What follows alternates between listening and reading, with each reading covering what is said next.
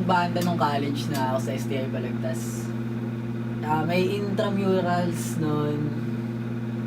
Alam ko, team yun eh. Pero nag-audition ako dun sa team namin na gitarista. Eh wala, napakadaming gitarista. Walang bahista. Okay lang, sabi ko, wala na daw audition. Ako na lang yung Nagsimula bahista. kami nung nakilala ko si Omat. Kasi sinama lang ako ni Omat sa kay Art. Kasi si Art, barkada ni Omat. Kasi mahilig sila magbanda. Ako pinapalo nila kasi wala daw silang drummer nun. Kasi yun, nag-umpisa sa mga alternative. Hanggang sa ganito na. Yung mga nag-inspirasyon ko yung mga napapanood ko. Yung sa gig, alternative pa ako nun. Pag nakita kong magaling, puta. Gusto ko yun, gusto ko yung ganyan, kaya ko yan. Mga naging inspirasyon ko sa pagbabanda, mga pamilya ko, yan, kapitbahay ko. Mga idol ko kasi mag-gitara yung sa then Avenged Sevenfold Ben. Kasi tapos madami rin, ganun. Gusto ko rin reggae, ganun.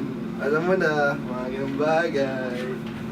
Unang idol ko, syempre si God. Syempre, siya yung nagbigay sa atin ng talent. Tsaka, sa banda, sa unang-una parokya. Parokya ni Edgar. Tsaka, yung pangalawa siguro, kami kasi.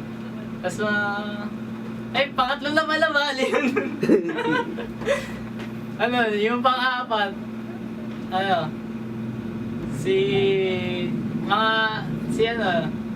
Greyhounds, mga ganun. Tsaka yung panghuli, si Jerry Lee. Nagsimula ito nung college na ako. Kasi parang gusto ko yung mga metals na kilala ko si Jay nun eh. Pinakilala sa akin ni Omat. Ayun, gusto niya yung mga ganun, sigawan. Pinag-aralan ko talaga. Unang-una kong tinugtog na pasigaw, yung hygiene niya ng Bless the Fall. Ayun, wala pa talaga. Sigaw-sigaw lang kung ano nalang ginagawa ko. Kasi yun, nakista hanggang sa naging, patuloy kami sa mga kalokohan namin, masaya naman. Ayun, ganito na kami ngayon.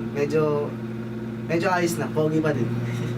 Nabuo kami nung dinala ako ni Omat kila Art. Tapos, ako bali yung nagdala sa kanila ng impluwensya ng metal. Hindi ko naman alam na magugustuhan pala nila yung ganun tugtugan. Ayun, nag-shift na kami ng tugtugan. Dating alternative, naging ganito. Tapos, Paano nagsimula ang BOR? Kasi si Jay, mahilig sa maiingay na tugtog. Siya yung nag-influence sa amin na mag-shift na gano'n ng tugtugan. Nakakabuti kasi marami akong nakakasalamuha, marami akong naging kaibigan. Tapos syempre parang na-enhance yung yung sarili ko sa gantong ginagawa. Ayos to, parang yung skills ko. Ganun. Tapos nakakasama minsan kasi iniiwanan ko yung asawa ko sa amin sa bahay para lang makatugtog. Sila ng anak ko, ayun nga lang, masama doon. Pero naiintindihan nyo naman kasi rockers eh. Ang good side naman madami ako nakikilala ng mga tao. Ganun, napupunta ako sa ibang lugar. Bad side naman, natuto ako mag-cutting para makatugtog. Yun lang. Sa tingin ko parehas lang. Lahat naman ng bagay kailangan may mabuti, may masama. Kailangan balance. Para sa akin, parehas. Nakakabuti, bakit? Marami akong nakikilalang tao, tunay man o peke. Wala na akong doon. Basta sila nakikilala ko lang. Nakikilala nila ako kung ano talaga ako. And then ayun sa mga kaibigan ko ay mga tunay dyan. Tapos, nakakasama, bakit? Kasi, porket hindi naman sa medyo nakakataas ka na, nakakasama sa inyo. Bakit? Kasi yung iba, kahit dito to, kwento dyan, kwento dito. Ayun, tas payo ko lang sa kanila, sulitin lang nila yung buhay, maikli lang. Kaya yung pagbabanda, tuloy lang, okay? Yung sa akin nakakabuti. Kasi yung talent na nabigay sa akin, nagagamit ko pa upang i-share sa iba.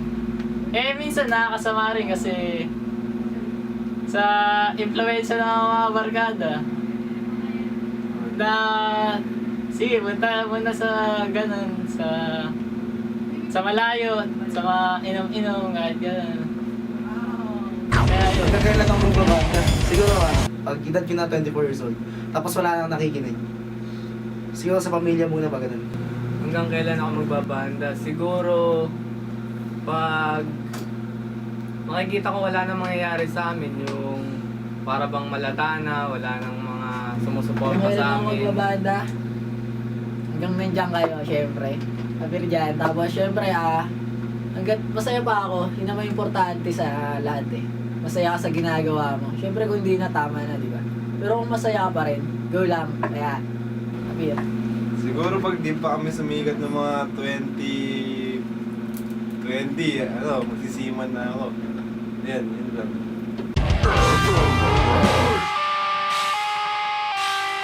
Sa July 24, 2015, i-village namin. Punta kayo sa KM36, malapit sa LTO, Giginto.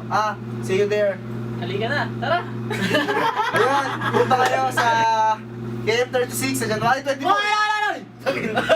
Uy, gago yung ano. Tangin na Si Jake kakain ng buhay na manok. Tapos si Paul magbabahag.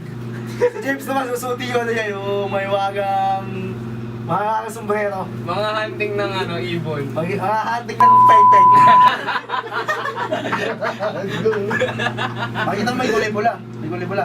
Oo. Ulit, stop mo. Tanga na, Stop mo, tanga. stop. Sino pinakamabagal sa amin? Hulaan nyo. Jay, nag-umpisa! Hindi nagsimula yung kajakulin na yung bago maligo. Eh yung hobby nga kaya, kajakulin ko ba to? Kajakulin naman niya. Uy, tangina nyo. Tas yun- Yung upload yung ganyan gago. Yun, Jay. Kaya ano yun, doon.